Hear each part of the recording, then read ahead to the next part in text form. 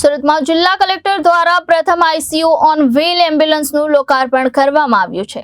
સુરતમાં ઇમરજન્સી સેવામાં વધારો કરવામાં આવ્યો છે, ત્યારે ગુજરાત રાજ્યના અલગ અલગ શહેરોમાં તેમજ જિલ્લાઓમાં સરકાર દ્વારા 38 જેટલા આઈસીયુ ઓન વ્હીલ સાથે એમ્બ્યુલન્સ આપવામાં આવી છે। તેમજ સુરત શહેરમાં પ્રથમ આઈસીયુ વાળી એમ્બ્યુલન્સ છે, જેને આજરોજ જિલ્લા કલેક્ટર ડોક્ટર સૌરભ પારધી દ્વારા ખુલ્લી મૂકવામાં આવી હતી। આ કાર્યક્રમમાં 108ના જિલ્લા પ્રોજેક્ટ મેનેજર અભિષેક ઠાકર, ઈએમઈ રોશન દેસાઈ અને અજય કદમ સહિતના અધિકારીઓ હાજર રહ્યા હતા।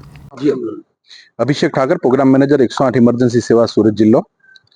આજ રોજ કઈ રીતનો કાર્યક્રમ? આજે આઈસીયુ ઓન વ્હીલ આખા ગુજરાતની અંદર ગવર્મેન્ટ ઓફ ગુજરાત તરફથી 38 આઈસીયુ ઓન વ્હીલ આપવામાં આવી છે। તેના ભાગરૂપે સુરતની અંદર પણ એક આઈસીયુ ઓન વ્હીલ આપવામાં આવી છે। આ આઈસીયુ ઓન વ્હીલનો ઉપયોગ જ્યારે સરકારશ્રી તરફથી જ્યારે મિનિસ્ટર સાહેબ આવે છે, પીએમ સાહેબ આવે છે, એના કોન્વેની અંદર ઉપયોગ થવાનો છે।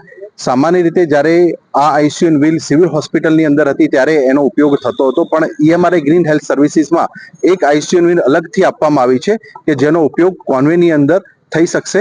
સાથે સાથે જ્યારે આ આઈસીયુ ઓન વ્હીલ કોન્વેની અંદર જ્યારે એનો ઉપયોગ નહીં હોય ત્યારે આમ જનતા માટે પણ આ ઉપયોગ થશે અને લોકોનો જીવ બચાવશે। આની અંદર કઈ કઈ રીતની સગવડતા હોય?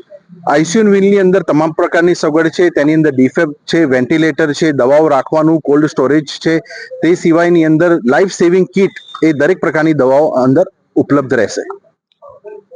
Reporter Arvind Rathod, Janadesh news, Surat.